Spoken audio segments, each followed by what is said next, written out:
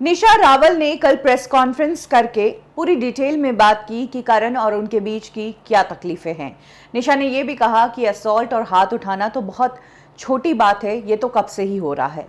इस कॉन्वर्सेशन के दौरान निशा ने अपनी कुछ पहले की पिक्चर्स भी दिखाई मोबाइल से कि कैसे उनकी आंख पर नीले और काले निशान है जो कि करण के मारने के बाद हुए।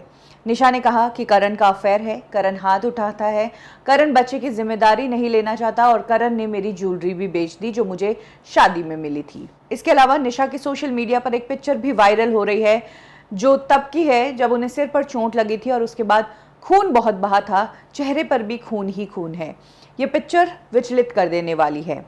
और इस पूरी प्रेस कॉन्फ्रेंस के बाद करण का पहला इंटरव्यू सामने आया है।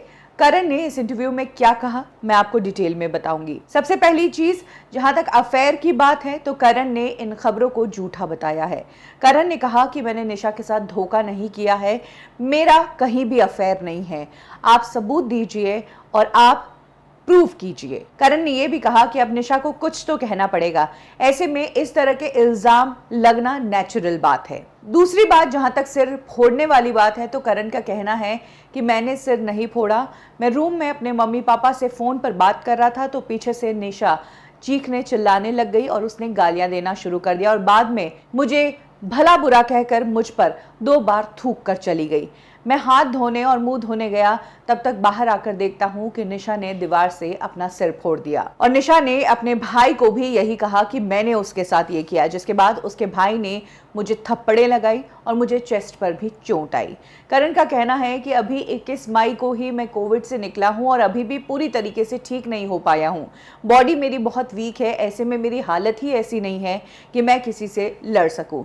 जहां तक फाइनेंसेस की बात है तो करण का कहना है कि पिछले 1 साल से हम सब जानते हैं कि लाइफ कितनी टफ चल रही है, लॉकडाउन है, उसके बावजूद खर्चे और घर तो आपको चलाना ही पड़ता है। ऐसे में कहां से क्या पैसा एडजस्ट करना है वो एक आदमी के तौर पर उन्होंने देखा और उसके लिए हो सकता है कि उन्होंने कुछ चीज़ें दी भी हो, लेकिन उसके लिए भी करण का कहना है कि मेरे जितने भी पैसे आए हैं या जो भी पैसा आया है, आप मेरे स्टेटमेंट चेक करके देख सकते हैं कि वो पैसा कहाँ लगा है। मैं झूठ नहीं बोलूँगा और ना ही मेरे पास कोई ब्लैक मनी आता है, मेरे सारे ट्रांजैक्शन मेरे बैंक अकाउंट के थ्रू है, तो उससे चेक किया जा सकता है कि मेरा पैसा कहाँ लगा है। इसके अलावा निशा के इस गुस्से की आदत पर करण ने एक खुलासा किया है कि निशा को शुरू से ही बाइपोलर डिजीज है। ये डिजीज तब से है जब करण ने निशा से शादी की थी और करण ने निशा को बहुत हद तक संभाला था। जब भी बाइपोलर के कारण निशा को कभी गुस्सा आता, वो किसी को हर्ट करती या खुद को हर्ट करती या चीजें फेंक देती तो करण ही उन्हें संभालते।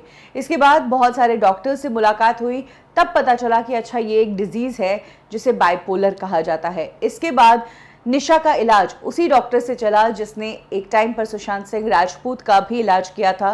करसी चावड़ा से निशा का इलाज भी चल रहा था और धीरे धीरे वो थोड़ी संभल भी रही थी, लेकिन करण को हर समय निशा को संभालना पड़ रहा था। करण कहते हैं कि इतने सालों से मैं संभालता आ रहा हूँ, लेकिन अब मेरा भी अति हो गया, मैं अब बर्दाश्त नहीं कर सकता और इसीलिए मैंने निशा को कहा था कि चलो अब जब चीज़ें ठीक नहीं हो पा रही है तो हम अलग हो जाते हैं। और जिसके बाद हम एलिमनी पर बात कर रहे थे, लेकिन एलिमनी को लेकर निशा ने बहुत बड़ा अमाउंट मांगा जो मैं नहीं दे सकता हूं, मुझे अपना भी सोचना है, मुझे अपने बच्चे का भी सोचना है। इसीलिए एक अमाउंट पर जब सेटल होने की बात हुई तो निशा उस बात के लिए तैयार नहीं हुई और उसी बात से निशा भड़कने लगी, जिसके बाद ये सब कुछ हुआ है।